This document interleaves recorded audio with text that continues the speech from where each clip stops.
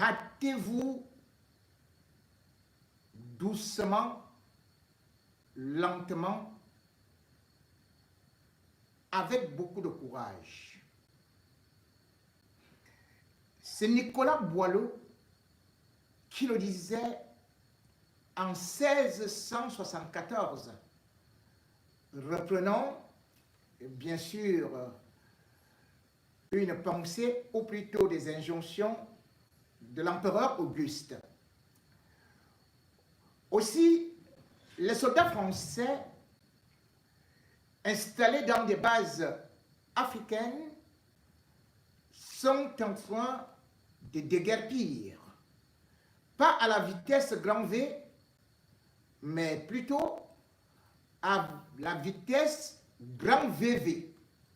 Oui, on ne pouvait pas s'attendre qu'en un laps de temps, les soldats français soient devenus des sans-domicile fixes, allant de région en région, ou plutôt de pays en pays, et finalement étant expulsés du Mali comme des sans-abri, ou plutôt comme des sans-papiers. Les choses qui arrivent aux autres commencent donc déjà à arriver aux riches, à la France, puissance coloniale qui, après le Mali, le Burkina, vient d'être expulsé manu militari du Niger par la bande Achani. Jeudi 5 octobre 2023, la France entre donc dans une autre phase, une nouvelle phase où finalement le Sahel définitivement lui a échappé. La France, la queue entre les jambes, après avoir fait le bras de fer et perdu justement cette bataille face aux militaires qui ont fait le coup d'État contre son allié Bazoum, la France a fini par comprendre qu'elle ne pouvait plus tenir devant la pression de la rue, la pression populaire du peuple nigérien qui n'en voulait plus de lui, qui n'en veut plus de base militaire. Bref, à la même manière, comme ça s'est passé au Mali ou au Burkina Faso, la France, cette fois-ci, quitte, mais pas pour aller vers un autre territoire africain, mais plutôt pour regagner l'Hexagone. Les 400 militaires qui étaient justement au niveau de la frontière entre le Mali et le Niger seront les premiers, ou plutôt sont les premiers, à plier bagage pour quitter le territoire nigérien. 400, et ensuite suivront ceux qui sont au niveau de la base de Niamey, qui devraient être autour de 1000, et bien sûr d'autres contingents. Combien sont-ils? Officiellement, la France nous faisait savoir qu'ils étaient plutôt au nombre de 1500. Mais depuis mardi, les autorités nigériennes ont contesté ces chiffres, disant même que la France avait réussi à cacher 2000 militaires non déclarés comme des sans-papiers sur le territoire nigérien. Incroyable, impensable. Comment a-t-on pu faire cela au niveau du Quai d'Orsay? Comment a-t-on pu gérer cela? Comment sont-ils arrivés? Bref, les autorités nigériennes vont donc accompagner cette expulsion diplomatique, pas très diplomatique, de l'armée française de leur territoire et sont soutenus par une population qui est contente, qui revendique sa souveraineté. Le Niger va donc retrouver sa souveraineté, ne serait-ce que du côté militaire, où il n'y aura plus de base française là-bas. Que deviendront les autres? Il y a les Allemands. Il y a aussi les Américains. D'autres vont-ils arriver? Nul ne peut aujourd'hui prophétiser sur ce qui va se passer. Le Niger va-t-il retrouver la totale souveraineté en se débarrassant de toutes les puissances armées impérialistes? Ou alors le Niger va-t-il accepter d'autres alliés de venir s'implanter encore au Niger au risque d'être encore un pays errant, retrouver sa souveraineté militaire, mais qui finalement risque aussi d'avoir sur son territoire de nouveaux alliés qui peut-être risqueraient aussi obstruer sa souveraineté nationale. Le Niger a choisi une voie. Cette voie qui voudrait que le peuple africain s'assume. Le peuple africain, longtemps infantilisé, souvent victime d'un paternalisme en outrance, visant même parfois ou alors côtoyant le mépris, ce peuple africain, lorsqu'il peut se mettre maintenant en autonomie, revendiquant ses droits, son sol, revendiquant la gestion de ses matières premières, revendiquant sa liberté, ce peuple doit être encouragé, doit être félicité, mais cependant, les populations doivent aussi garder un œil ouvert à ce que qu'on ne parte pas de X, de tel patron, de tel maître, à un nouveau maître qui risquerait encore lui-même imposer un autre dictat. La route pour la liberté est longue, difficultueuse, tortueuse, d'autant plus qu'il faudrait que, au-delà de la souveraineté militaire, politique, qui est aussi une souveraineté monétaire. Y aura-t-il cette étape? On l'espère, dans la mesure où, pour l'instant, les affres et surtout les conséquences du franc CFA sur les populations africaines et aussi les liens transversaux de ce qu'on peut appeler la France-Afrique ont parfois ruiné les espoirs de développement du peuple africain, d'autant plus que parfois ou souvent, on a vu la France qui aujourd'hui perd pied en Afrique devrait aussi se regarder quelles erreurs elle a eu à commettre avant que le peuple africain lui tourne le dos. On se rend donc compte que la France, parfois, n'a pas joué à la transparence et surtout, voulant incarner la démocratie, a fini par la fausser, laissant les dictateurs, les régimes totalitaires, les faussaires, ceux qui truquent les élections, ceux qui tirent sur le peuple, ceux qui vendent les matières premières, ceux qui continuent à faire que la justice ne règne pas, que ce soit eux qui soient toujours au pouvoir. Le peuple africain a donc fini par avoir une dent dure contre la France. Cette France, aujourd'hui aussi, qui a compris que, à force d'avoir côtoyé, et protégé les dictateurs, cela ne lui a valu qu'un échec cuisant, qu'un échec honteux, puisque aujourd'hui, la France, qui dicte la loi, subit maintenant la loi de ceux qui, hier encore, paraissaient comme des fourmis magnants, mais qui aujourd'hui chassent le tout-puissant, la puissance impérialiste, la puissance coloniale. Oui, la France est en train de perdre tout en Afrique. Il faudrait que, demain ou après-demain, elle sache si jamais elle veut revenir.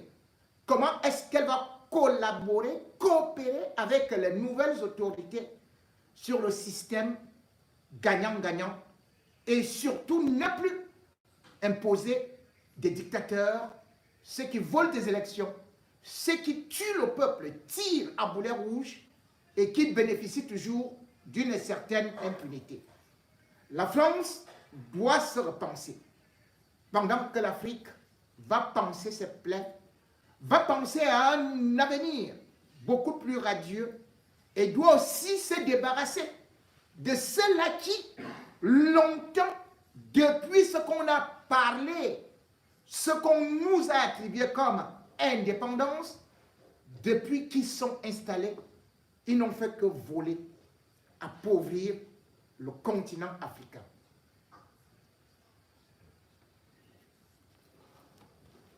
Que le peuple nigérien puisse donc jouir de sa liberté et surtout que le peuple nigérien, souvent classé comme celui-là qui subit les affres de la pauvreté, puisse enfin bénéficier de ces matières premières. Nous espérons que ces militaires qui ont pris cette direction pourront conduire le peuple nigérien vers la terre promise.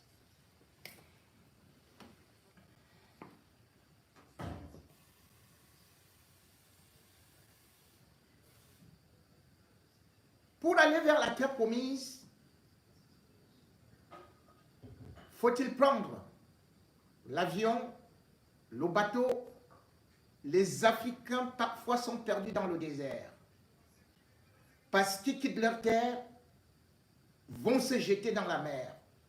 Et pourtant, ceux qui sont responsables de leur misère, eux, ils voyagent dans des jets privés. Eux, ils peuvent se permettre n'importe quel luxe. Et avec l'argent des matières premières, ils peuvent s'offrir des jets privés. Et après, ils viennent pleurer lorsque ces jets sont saisis par ceux-là même qui les ont protégés. C'est le cas aujourd'hui de Sassou Nguesso.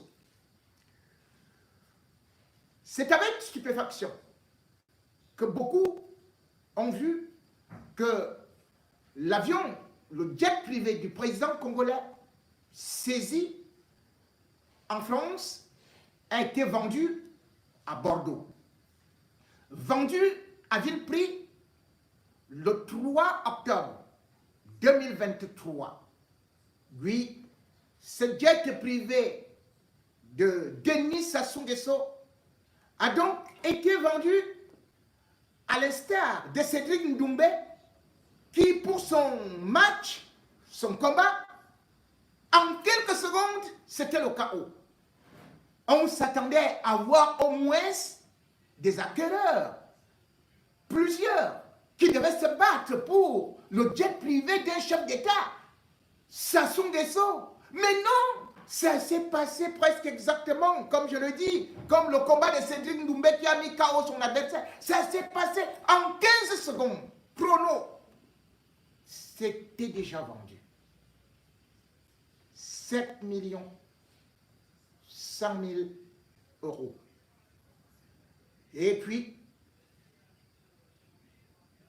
Sassou Nguesso et son régime qui se mettent à pleurer, disant que la France n'a pas respecté les conventions internationales sur cet avion qui devait jouir d'une immunité puisque ayant les emblèmes de la République, puisque étant un avion bénéficiant uniquement au chef de l'État, transportant le chef d'État, donc ne devrait pas être saisi à l'instar aussi d'une ambassade.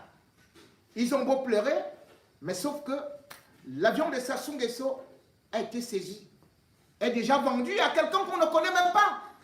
D'où sort-il? Quel est son nom? Et puis cet acquéreur, dans quelles conditions est-ce qu'il est venu se trouver là? Et pourquoi est-ce que les autres n'ont pas pu proposer autre chose? Ça ressemble donc à un marché de dupes Mais en même temps, ça devrait nous donner beaucoup de leçons. Sassou Nguesso, installé au pouvoir par la France. Sassou Nguesso, ayant bénéficié des complicités des politiciens français. C'est Sassou Nguesso aujourd'hui qui est en train d'accuser la France.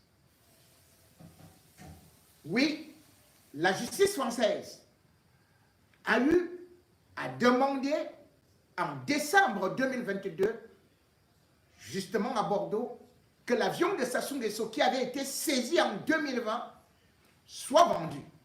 Les autorités congolaises ont protesté.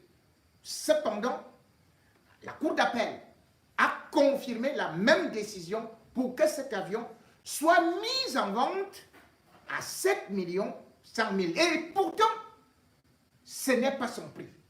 Selon les spécialistes, cet avion, à l'état neuf, valait 60 millions d'euros. Et au bas prix, devrait coûter minimum 25 millions d'euros.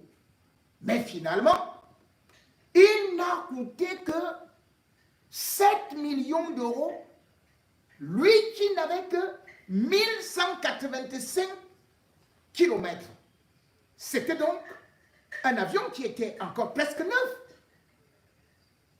Un avion qui a été saisi dans des conditions dont on pourrait encore épiloguer, mais qui prouve quand même que Sassou Nguesso n'est pas un homme sérieux. Et ce qui est beaucoup plus ridicule encore, c'est que Sassou Nguesso, pour aller au sommet en Russie, il a pris un jet privé. Il prend un jet privé, et ce jet privé a été bloqué quelque part là-bas à Dubaï.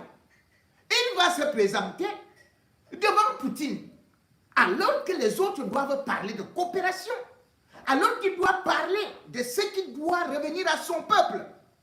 Lui qui a déjà fait 38 ans au pouvoir, il va se présenter devant Poutine pour pleurer déjà cet avion, son jet privé.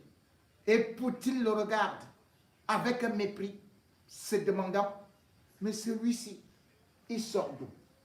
Avant de continuer donc, regardez comment Sassou Nguesso est ridicule ici même, devant Poutine. Encore une fois, on vous remercie pour l'accueil qui nous a été réservé ici depuis notre arrivée. Et je voudrais surtout vous féliciter pour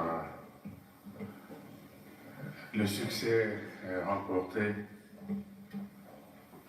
par votre pays qui a organisé ce sommet Russie-Afrique dans un contexte international difficile. Et beaucoup de forces ont travaillé pour empêcher le succès de ce sommet. Et nous-mêmes avons eu d'énormes difficultés pour arriver ici. Et l'avion que nous avons pris en location est resté à Dubaï parce que les compagnies d'assurance de l'Occident se sont opposées. Regardez comment Poutine le regarde. À l'arrivée de cet avion ici à Saint-Pétersbourg. Nous l'avons laissé à Dubaï et on a pris en location d'autres avions. Hein? Et on est arrivé ici. Le vieux père pleure. Un tout petit jet. Et je suis venu dans ce pays plusieurs fois, pas toujours comme chef d'État. Poutine, plusieurs lève-toi, fois tu comme gifles le type là. expert dans les domaines de défense et aussi comme responsable de d'autres partis politiques dans les relations qu'il entretenait avec le Parti communiste et l'Union soviétique. Voilà ce qu'il va raconter. Et donc, j'ai pu à l'époque avoir l'occasion de visiter Moscou, bien sûr, Kiev. C'était à l'époque Kiev, oui, on partait de Moscou pour Kiev. Où nous avions Il a bu quoi? Il a bu le vin de palme. palme. On rencontrait de nombreux étudiants ici, de nombreux étudiants à Kiev. Et Kiev, on venait ici, à Saint-Pétersbourg. À l'époque, c'était Leningrad. Je me souviens d'avoir été ici un certain mois de juin, où nous avons pu vivre la saison des nuits blanches, ici, à Saint-Pétersbourg. Donc, nous avons de longues traditions d'amitié et de coopération.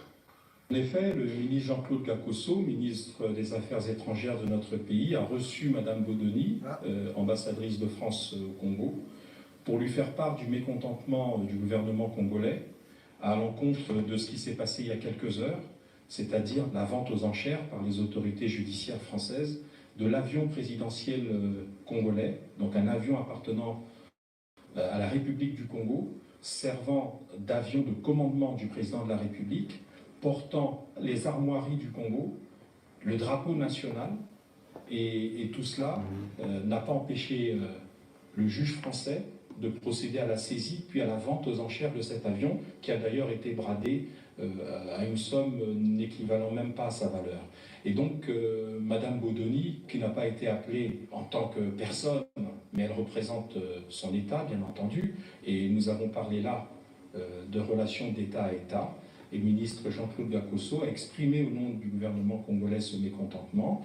Il lui a par exemple signifié que dans la coutume internationale, dans toutes les conventions qui ont été signées par les États dans le monde, il y a un principe, c'est l'immunité des biens qui appartiennent de manière souveraine aux États. Par exemple, une ambassade qui se situe dans un pays étranger ne peut pas être saisie. Par exemple, en principe, un compte bancaire appartenant à une ambassade à l'étranger ne peut être saisi. De même, par extension, un avion appartenant à l'État congolais mis à la disposition du président et exclusivement à sa disposition ne peut pas être saisi et encore moins vendu. La République du Congo utilisera tous les moyens de droit parce que la procédure n'est pas terminée, les procédures sont encore en cours pour obtenir que le juge finisse par dire le droit. Et nous espérons obtenir gain de cause à tous les niveaux où cette affaire sera portée. Nous avons rappelé que ce type d'actions qui sont répétitives, hélas, à l'encontre de l'État congolais, des procédures qui sont souvent vexatoires, parce que ce sont des procédures qui tentent à humilier la République du Congo, toutes ces procédures peuvent un jour ne pas rester sans conséquences, bien entendu. La France est un pays ami, la France est un pays avec lequel nous partageons une histoire commune. Cet avion, faut-il le signaler, serait vendu à 7,1. Trop. Ce type-là, il dit qu'il va faire quoi? Voilà comment sont nos chefs d'État. Ils parlent de procédure, mais il oublie comment est-ce que cet avion a été acheté et pourquoi est-ce qu'il est saisi. C'est Sassou Nguesso qui, dans la mafia, va contacter un Libanais qui est né au Nigeria. Ils ont fait des choses très compliquées pour qu'il vienne au pouvoir. Il lui dit, je vais te récompenser. Tu vas construire un pont.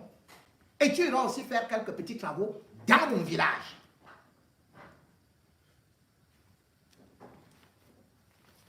Le gars, il a un nom très compliqué, Oumoudiéich. Mais il a aussi un passeport anglais.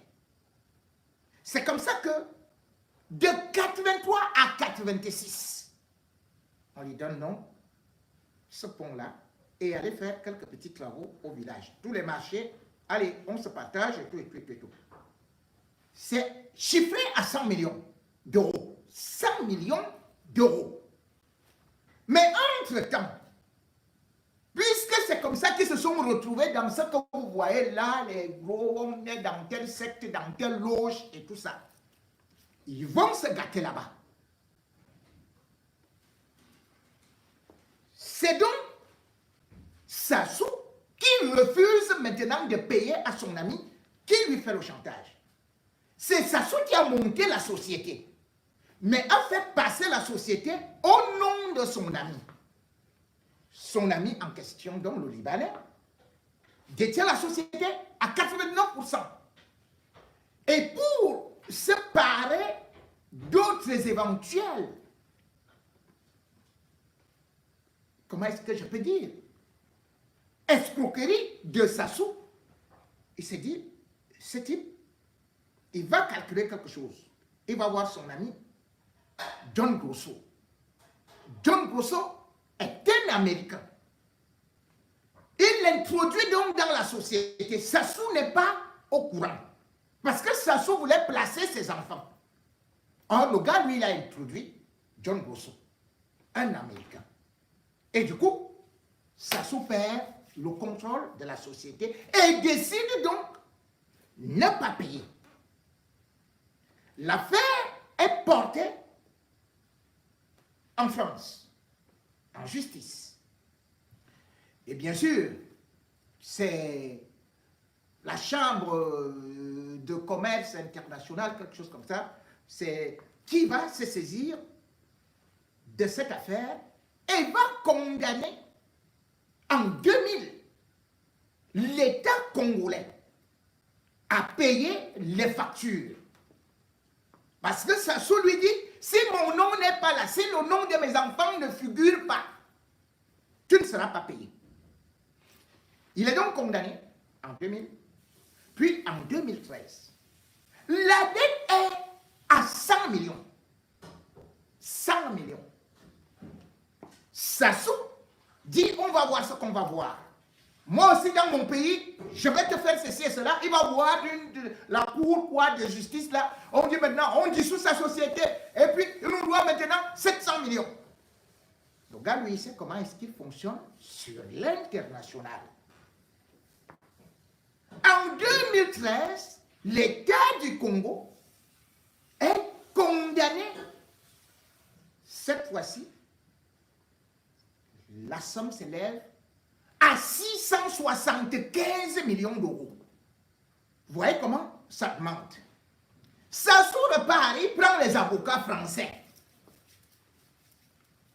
Les avocats français viennent, ils bouffent de l'argent, font le dilatoire. Pendant ce temps, ça ne fait que augmenter. Aujourd'hui, bref, lorsque le même Sassou oublie qu'en France, il a une procédure, boum, il vient avec l'avion pour se vanter. On dit allez monsieur, par terre. Voilà comment un chef d'État se retrouve dépossédé de façon honteuse de son avion. Et là, en décembre 2022, on dit maintenant que Sassou doit payer 1,7 milliard. On est parti de 100 millions à 1,7 milliard. Et cela est confirmé par la Cour d'appel en juin. 1,7 milliard. Il aurait pu négocier avec son ami. Mais il dit non, non, non, on va voir ce qu'on va voir. On va faire ce qu'on va faire. Et tout et tout. Voilà comment l'avion a donc été pris.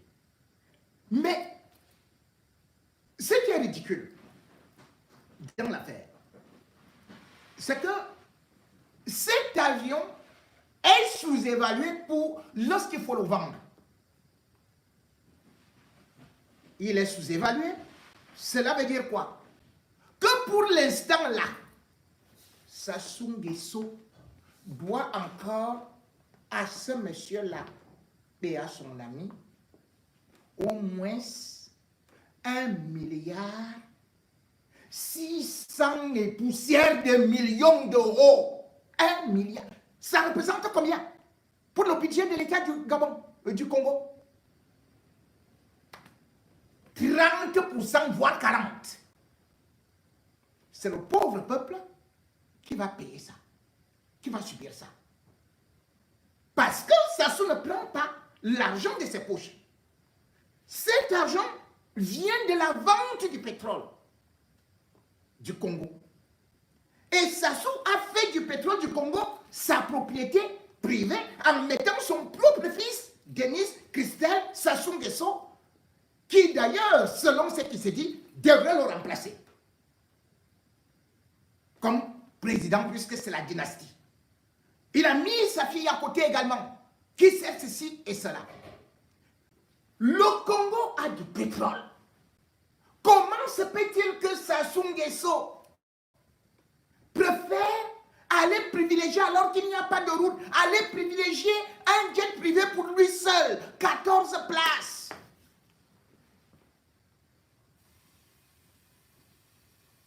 Alors que son pays est super endetté, hyper endetté.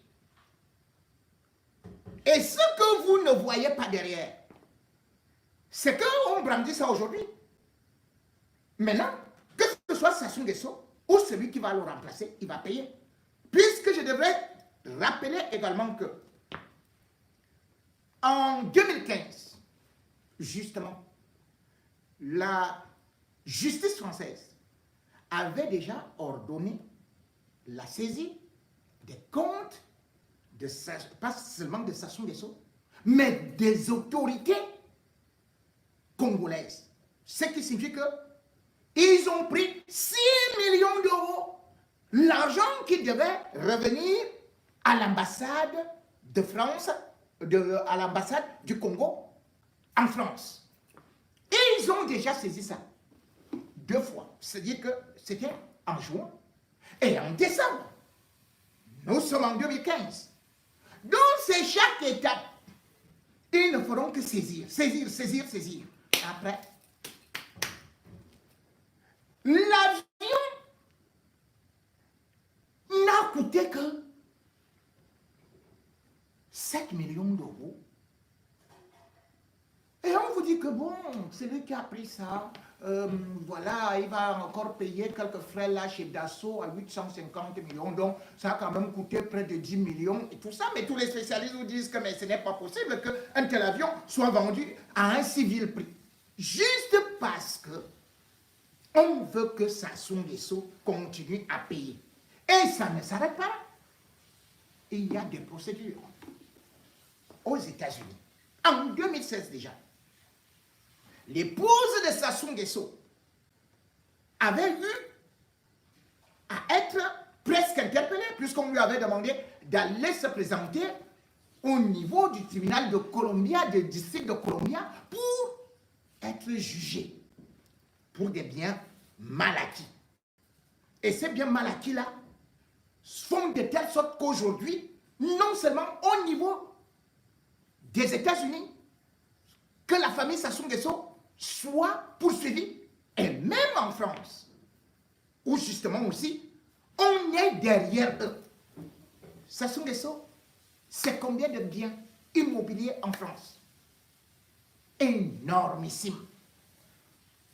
Voilà des gens qui disent donc qu'ils sont des panafricanistes, des panafricains, mais qui viennent cacher leur argent ici. Et qui placent aussi leur argent dans des paradis fiscaux.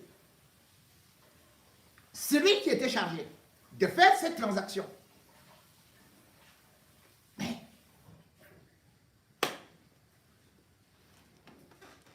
il a été pris à l'aéroport de Roissy avec des mallettes contenant 185 000 euros. On vous fait comprendre que le Congo, c'est à peine 5 millions d'habitants. Mais près de la moitié vivent en dessous du seuil de la pauvreté. Pourtant, le Congo a du pétrole. Mais regardez Sassou Nguesso. Regardez ce monsieur qui ressemble à un chanteur de Kwassa, à un danseur de Kwassa Kwassa. Regardez son visage comme des Fao avec le Ndjansa. Voilà un président. Et vous voulez que on accuse seulement les autres alors que c'est eux des bandits. Il avait recruté cet Ebata-là. Ebata, c'est lui qui prend l'argent pour faire ses commissions, va avec cet argent au niveau des Seychelles, et puis maintenant, il se retrouve encore vers d'autres paradis fiscaux. À travers le monde, Sassou Nguesso a mis son argent un peu partout. Et les Américains sont derrière. Les Américains vont récupérer. Les Français vont récupérer. Puisque la France et les États-Unis travaillent main dans la main. Les décisions de justice de la France sont applicables aux États-Unis. Sans oublier les poursuites qui sont déjà engagées par les États-Unis eux-mêmes, puisque c'est là-bas où le fils de Sassou Nguesso partait avec des jets privés, partait faire la fête, partait avec les femmes, partait faire ceci, partait faire cela. Et après, on va dire que non, vraiment, c'est les autres qui nous veulent... Mais attendez, nous avons des mauvais dictateurs qui n'aiment pas le peuple. Le peu d'argent qu'on a, ils sont là pour dilapider ça. Mais ce qui est encore beaucoup plus inquiétant, c'est que non seulement ils passent par des étrangers, mais ils font de la surfacturation. L'avion de Sassou Nguesso, le voilà donc liquidé à 7 millions d'euros. Combien a-t-il coûté? On ne sait même pas. Chez Dassault. Mais vous pouvez aussi regarder de l'autre côté. Sassou Nguesso qui n'a plus d'avion aujourd'hui est arrivé aussi comme Paul Biya en Russie, en louant toujours des jets. Où est passé l'avion de Paul Biya? Un seul vol loué par Paul Biya est l'équivalent de l'achat d'un avion.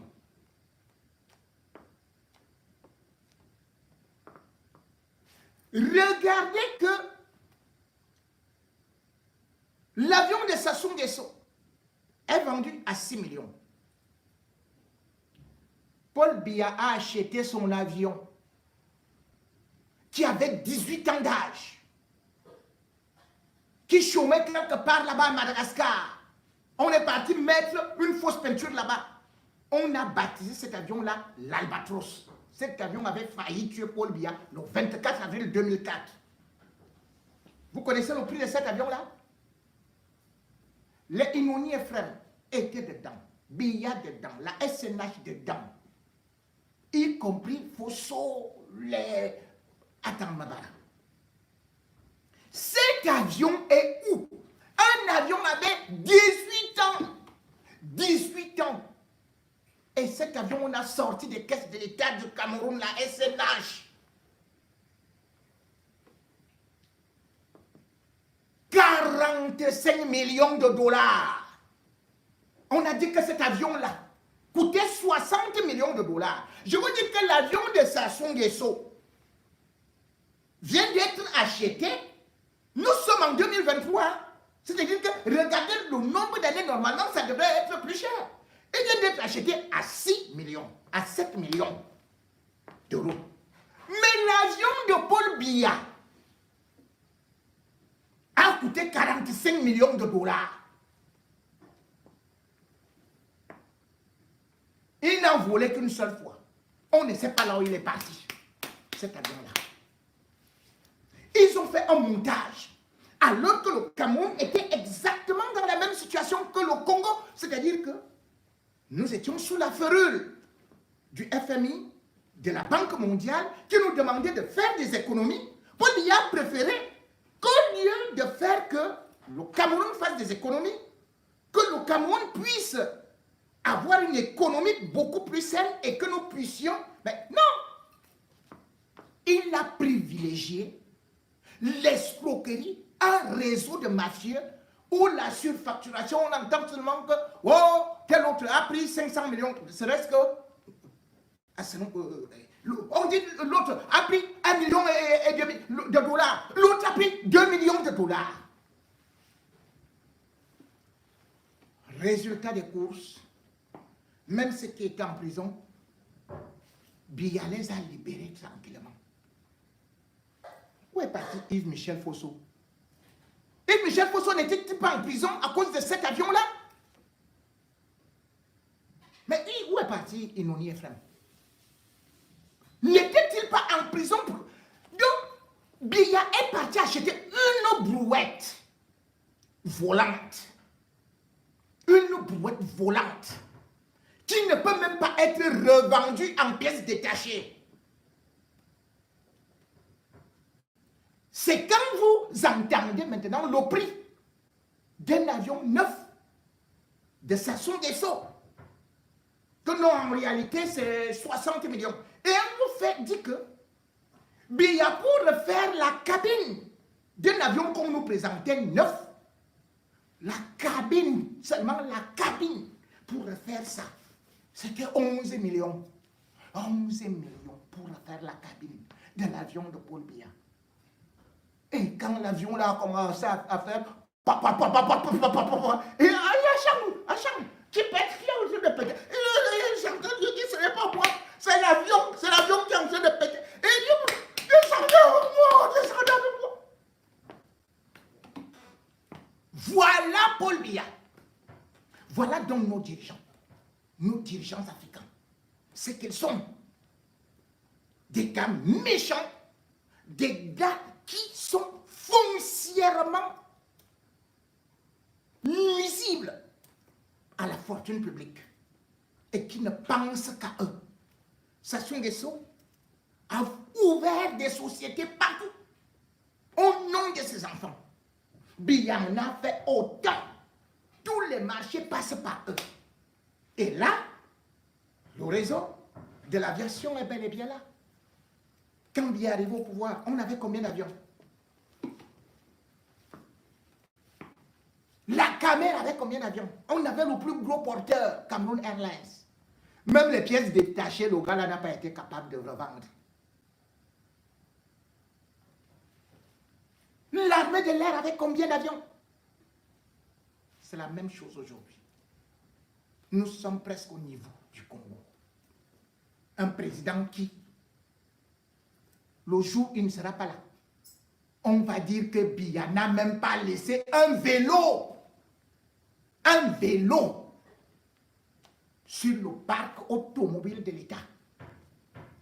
Quelqu'un qui a trouvé 11 avions. Aujourd'hui, il loue les avions. Un seul avion, tu entends tout simplement que oh, tel nombre de milliards. Parce que l'avion doit avoir un salon où il doit dormir. Après, il est content. Des jets privés. Regardez l'autre, Macron là. Il va dire à Poutine, tu veux que le temps pour arriver ici, on a levé le diable et on s'est arrêté là-bas, on nous a bloqués. Vraiment, à cause des prix des Occidentaux, les compagnies d'assurance. Ah bon? Ça c'est déjà les compagnies d'assurance des Occidentaux que tu accuses pour aller en Russie. Il aurait pu négocier avec la justice, avec même son ami, que bon, voilà, je vais payer un peu ceci, que de mettre tout un pays. Est-ce que vous savez ce que ça va représenter? Dans 2 ans, cette dette sera au-delà de 3 milliards de dollars. Et comme il va rester au pouvoir, dans 10 ans, on sera déjà à 10, 15, 20 milliards. Vous allez entendre que un Libanais, maintenant tout le Congo lui appartient. Puis on va mettre ça aux enchères. On va dire que, bon, tous les gars du Congo là, tout le pétrole, tout ce que vous avez là, la forêt là, allez, ça appartient aux Libanais là. Et tout. Ils vont faire quoi? Ils disent, l'autre se tient là, la France peut, nous on va faire ceci. Vous allez faire quoi? Voilà quelqu'un qui lui-même demande le visa à l'ambassade de France pour venir se soigner ici. Vous allez faire quoi? C'est ça les dirigeants africains. Rien que la gueule, bop, bop, bop, bop. Mais vous savez très bien que votre argent est ici. Vous savez très bien que c'est ici que vous venez vous soigner. Vous savez que c'est ici que vos femmes viennent faire l'emplette. Et par la suite, vous commencez à lire l'heure. Et sachez-le, dès que la France commence à te poursuivre comme ça, c'est que toi-même aussi, ton coup d'État arrive déjà.